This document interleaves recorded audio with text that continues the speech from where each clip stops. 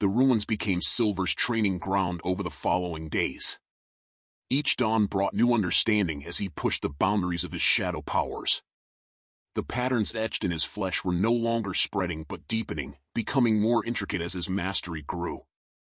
His first breakthrough came while practicing with the Rosser blade. As he moved through ancient combat forms, shadows began flowing from the sword's edge like water.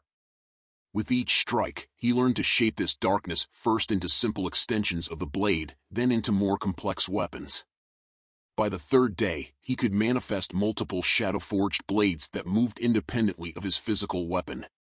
The true test of his growing abilities came when another pack of corrupted beasts found his sanctuary. These weren't mere wolves. Corruption had fused several creatures together, creating chimeric horrors that defied description. Their flesh rippled with iridescent patterns, and crystalline growths served as natural armor. Silver met them with his new powers fully unleashed. Shadows whirled around him like a storm, solidifying into spears and blades as needed. When the beasts tried to surround him, he learned he could melt into darkness itself, reappearing behind them. The Rosser blade, now more attuned to shadow than light, sang through the air, leaving trails of solid darkness that cut deeper than steel. But physical combat was only the beginning. As his understanding grew, Silver discovered subtler applications of his power. He could send tendrils of shadow to scout ahead, experiencing everything they touched. He learned to weave darkness into barriers stronger than stone, and to shape shadows into tools for basic needs. The irony would not be lost on the council. He mused one evening, using shadow-forged implements to prepare a meal. They feared I would bring change to Elver. Now change has been forced upon me. Yet with each passing day, he grew more certain that this transformation was different from the mindless corruption that plagued the wastes. Where Valkyr's touch brought madness and dissolution, Silver's shadow powers responded to discipline and will. They were a tool, nothing more, albeit a tool of immense potential. He began testing more ambitious applications. Could shadows be woven into permanent structures? Could they be used to purify the corruption that tainted water and food? Each experiment brought new insights, new possibilities. The communication crystal from Elena remained safely hidden, though he often thought of using it. Not yet. Not until he fully understood what he was becoming. But he kept a journal, recording his discoveries in shadow-forged ink that only he could read. On the 10th day, everything changed. He was deep in the ruins, exploring areas he'd previously avoided, when he found a chamber whose walls were covered in ancient script. Not the flowing text of High Elves, but something older. Something that seemed to writhe and move in the corner of his vision. As he studied the symbols, knowledge flowed directly into his mind. These weren't just decorations, they were instructions. The shadows had been used before, long ago, by civilizations that understood their true nature. And now, through some quirk of fate or destiny, that knowledge was being reborn in him. Not corruption, he whispered, watching shadows dance around his hands. Legacy. The ancient writings revealed secrets beyond mere shadow manipulation. As Silver traced the living symbols with his fingers, knowledge of true transformation flowed into his consciousness. The shadows weren't just tools for combat or utility, they were extensions of reality itself, capable of reshaping matter at its most fundamental level. The first transformation was unintentional. Studying a particularly complex sequence of symbols, Silver felt the shadows respond not just around him, but through him. His form became fluid, darkness replacing flesh until he stood as a being of living shadow. The change wasn't painful, but the sensation was profound, as if he'd shed the limitations of physical form. More importantly, he maintained perfect control of his mind and will. This wasn't corruption's mindless change, but conscious transformation.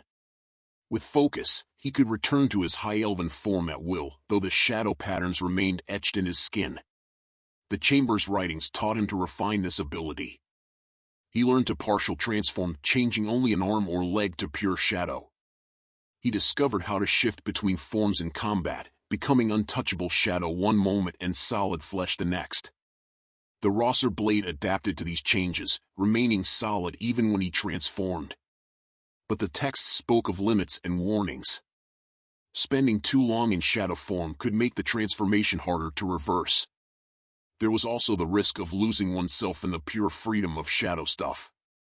Balance was essential. Just as the world needed both light and darkness, he needed to maintain equilibrium between his forms. The ancient chamber held deeper secrets. As Silver mastered shifting between forms, the writhing symbols revealed the true nature of shadow manipulation. These weren't just combat techniques or transformation abilities, they were fragments of how reality itself could be reshaped.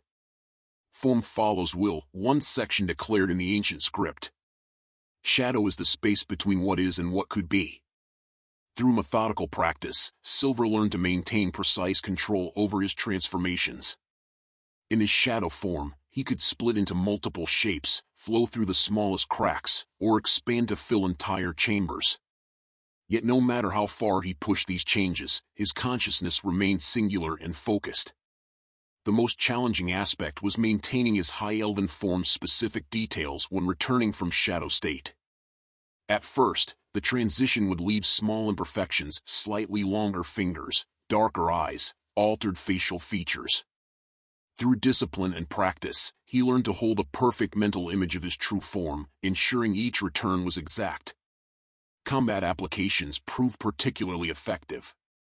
He could shift between forms mid-strike, turning the shadow to avoid an enemy's attack before solidifying for his own. The Rosser blade adapted remarkably, its transformed metal maintaining coherence even when he was pure darkness. But the chamber's most valuable lesson was about essence versus form. His high elven nature wasn't just physical, it was integral to his being. The shadows didn't change who he was, they simply gave him a new way to express his will. In either form, he remained Silver Rosser, Prince of Elver, master of his own fate. The writings also spoke of greater powers, the ability to craft permanent structures from shadow stuff, to create doorways through darkness itself, even to purify corruption by transforming it into pure shadow energy. But each new ability required perfect balance between his dual natures. One particular sequence of symbols caught his attention: instructions for what the ancients called the Shadow Crown technique. By carefully manipulating the shadows around his head and shoulders, he could manifest an ornate crown and cloak of living darkness. More than mere decoration, this form enhanced his control over shadow powers while maintaining his high elven appearance. A bridge between worlds, he mused, practicing the technique. Neither fully shadow nor fully flesh, but something new entirely. His first test came sooner than expected. A wave of corruption surged through the ruins, driven by some unseen force. The walls themselves began to crystallize, iridescent growths spreading like cancer through stone. Behind this wave came creatures, corrupted horrors that made the previous wolves look tame by comparison. Silver stood his ground in the ancient chamber, the Rosser blade in hand and shadows swirling around him like a storm. The first creature to reach him was a mass of crystalline tentacles surrounding a core of pulsing corruption. As it struck, he shifted seamlessly between forms, shadow to avoid its attack, solid to counter with his blade. But something unexpected happened when his shadow-enhanced sword cut through the creature's corrupt flesh. Instead of simply destroying it, the shadows seemed to drink in the corruption, converting its chaotic energy into pure darkness that he could control. The creature's form collapsed, its essence absorbed and purified into power he could wield. "Interesting," he murmured, watching the shadows around him grow stronger with their new fuel. The next wave of corrupted beings approached more cautiously, sensing something different about this prey. Silver didn't wait for them to attack. He unleashed his full power, manifesting the Shadow Crown as darkness exploded outward from his form. Where corruption touched his shadows, it was consumed, transformed, purified into clean power. Each absorbed entity added to his strength, the patterns in his skin growing more intricate with each conversion. The creatures kept coming, and Silver fell into a deadly dance of transformation. Shadow to solid, blade to darkness, each movement precise and purposeful. He flowed through their ranks like living night, the Rosser blade singing a song of shadow and steel. Corruption reached for him with hungry tentacles only to be absorbed and remade. When the battle ended, the chamber hummed with pure shadow energy. The corrupted growths that had begun to overtake the walls were gone, converted into power that now served his will. Silver stood in his high elven form, the shadow crown manifested in its full glory, watching darkness swirl around him like eager servants. The ancient texts had been right, shadow wasn't corruption's brother, but its antithesis. Where corruption brought chaos and dissolution, true shadow offered control and transformation. He had become something unique, not a corrupted being, but a purifier. A wielder of primordial darkness that could cleanse the very taint that had claimed these lands. The realization struck Silver with the force of revelation. Each wave of purified corruption had not only strengthened his powers but refined them.